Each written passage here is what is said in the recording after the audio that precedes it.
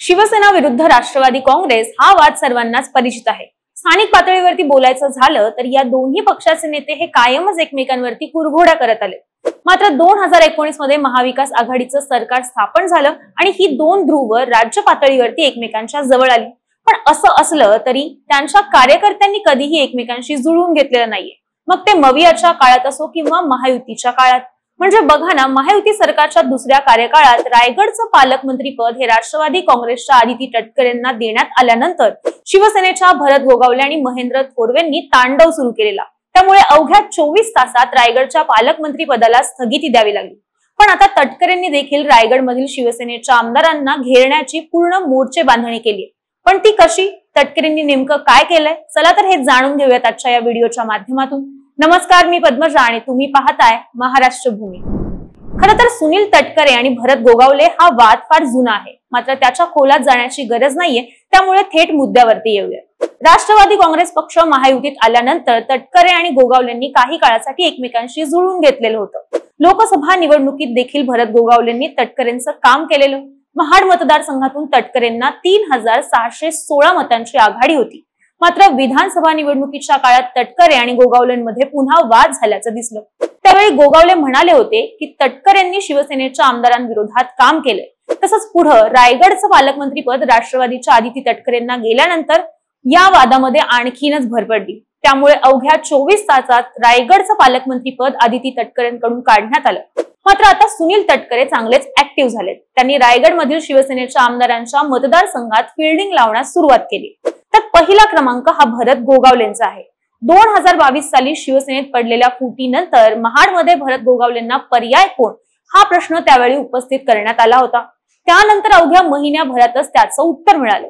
राष्ट्रवादी काँग्रेसचे माजी आमदार माणिकराव जगताप यांच्या कन्या स्नेहल जगताप यांनी ठाकरे गटात प्रवेश केला, पण त्यांना पराभवाला सामोरं जावं लागलं। आता विधानसभा निवडणुकीनंतर स्नेहल या काही काळासाठी भाजपच्या संपर्कात राहिल्या। मात्र त्या भविष्यात गोगावलेंना अडचणीत आणण्यासाठी आपल्या कामी येऊ शकतात हे ओळखून सुनील तटकरेंनी त्यांच्या राष्ट्रवादी काँग्रेस पक्षात प्रवेश करून घेतलाय। स्नेहल जगताप या तरुणांमध्ये मोठ्या प्रमाणात प्रसिद्ध आहेत। त्यांनी महाड नगर परिषदेच्या नगराध्यक्ष म्हणून देखील काम पाहिले। शिवाय त्या काँग्रेस कमिटीच्या सचिव देखील होत्या। त्यामुळे त्यांच्या मागे कोकणात चांगलीच ताकद निर्माण झाली आणि त्यांनी ठाकरे गटात प्रवेश करून आपली ताकद देखील दाखवून दिली। आणि महत्त्वाचं म्हणजे विधानसभा निवडणुकीत भरत गोगावलेंनी त्यांचा पराभव केला खरा, पण त्यांनी 95,895 मतं घेत आपली ताकद दाखवून दिली।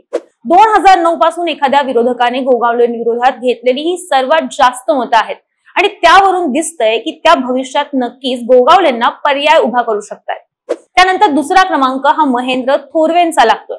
आदिती तटकरेंना रायगडचं पालकमंत्री पद नको यासाठी आग्रही भूमिका घेणाऱ्या नेत्यांमध्ये कर्जत शिवसेनेचे महेंद्र थोरवे हे देखील होते। मात्र आता त्यांच्या विरोधात देखील मोर्चे बांधणी सुरू आहे। सुनील तटकरेंनी त्यांना अडचणीत आणण्यासाठी शेकापचे नेते नारायण दामसेंचा आपल्या पक्षामध्ये म्हणजेच राष्ट्रवादीमध्ये प्रवेश करून घेतलाय। कर्जतमध्ये आदिवासी समाज हा मोठ्या प्रमाणात आहे आणि दामसे हे आदिवासी समाजाचे नेते म्हणून ओळखले जातात। त्यामुळे याचा फायदा येणाऱ्या काळात राष्ट्रवादीला होण्याची शक्यता आहे। तसंच त्याच्या सोबतच पंचायत समितीच्या माजी उपसभापती जयवंत हिंदोळांचा देखील राष्ट्रवादीमध्ये प्रवेश झालाय। कर्जत पंचायत समितीवर वर्चस्व कोणाचं राहणार यावरून तटकरे गट आणि थोरवे गट कायमच एकमेकांच्या विरोधात उभा राहिलाय।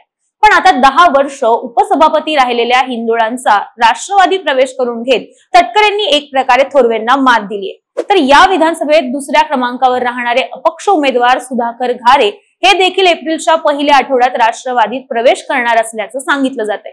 त्यामुळे देखील महेंद्र थोरवेंना अडचण निर्माण होऊ शकते। तर आता शेवटचा क्रमांक लागतोय तो म्हणजे अलिबागचे आमदार महेंद्र दळवींचा। सुनील तटकरेंनी आपली मुलगी आदिती तटकरेंच्या माध्यमातून महेंद्र दळवींच्या मतदारसंघात देखील हस्तक्षेप करण्यास सुरुवात केली आहे। त्यांनी नगरोत्थान योजनेतून 70 कोटींचा निधी मंजूर करत शिवसृष्टी उभारण्याच्या कामाला मंजुरी मिळवली। तसंच पद्मदुर्ग किल्ल्यावरती जेट्टी उभारण्याची घोषणा देखील केली आहे।